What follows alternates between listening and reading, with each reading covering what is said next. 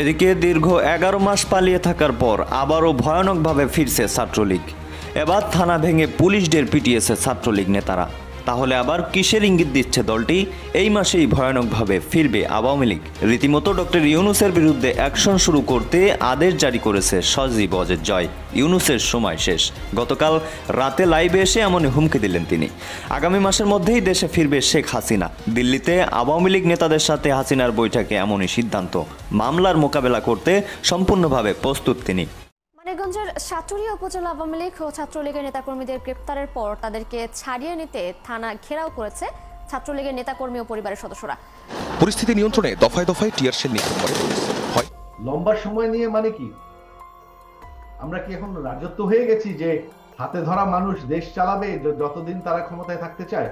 এই খেলা তো আমরা আগেও দেখেছি। 2011 সরকার একই কথা বলেছিল, তারা কতদিন টিকেছে?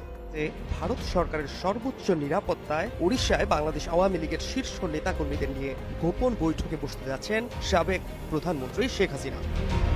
একটার পর একটা মামলা দিয়েছে। হ্যাঁ ঠিক আছে, মামলায় হাজিরা দিতে আমাকে নোটিশ দিতে আমি আসবো, নিশ্চয়ই আমি আসবো, মামলা আমি মোকাবেলা করব।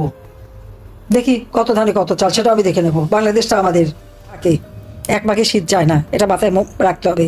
যারা নাকি আওয়ামী বিরোধী আছে, আমার মনে হয় তাদের গলা বা তাদের রুহু কাঁপানোর জন্য এই বক্তব্যটি যথেষ্ট যে আমি দেশে ফিরব, সমস্ত মামলার মুখোমুখি আমি আদালতের সামনে হব, তারপরে দেখব যে কত ধানে কত। এবার নতুন রূপে মাঠে নামলো আওয়ামী লীগ এবং ছাত্রলীগ। যে পুলিশ কর্মীরা আওয়ামী লীগ এবং ছাত্রলীগের বিপক্ষে চলে গিয়েছিল তাদেরকে এবার কঠিন হুঁশিয়ারি দিল।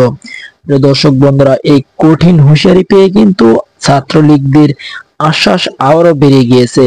অপরদিকে শেখ হাসিনা বাংলাদেশে আসার নতুন প্রি প্ল্যান চালিয়ে যাচ্ছে বলে জানিয়েছে গণমাধ্যমে। অপরদিকে নরেন্দ্র মোদী ডোনাল্ড ট্রাম্পকে বিশেষ বার্তা দিয়েছে, যে কোনো সময় শেখ হাসিনা বাংলাদেশে প্রবেশ করবে, ডক্টর মোহাম্মদ ইউনূস বাংলাদেশ ত্যাগ করবে, এমন তথ্য আমরা সামনে জানতে পেয়েছি। দর্শক বন্ধুরা, যদি শেখ হাসিনা বাংলাদেশে প্রবেশ করে আবার আগের মতন রাজত্ব করে, তাহলে বাংলাদেশের মানুষ তাকে কিভাবে গ্রহণ করবে? অবশ্যই সেই বিষয়টি আপনারা কমেন্ট করে বলে যাবেন। সম্মানিত দর্শক বন্ধুরা, আজকের এই ভিডিওটি এই পর্যন্তই। দেখা হচ্ছে পরবর্তী কোনো ভিডিও নিয়ে। সেই পর্যন্ত ভালো থাকুন, সুস্থ থাকুন, এই চ্যানেলের সাথেই থাকুন। আল্লাহ হাফেজ।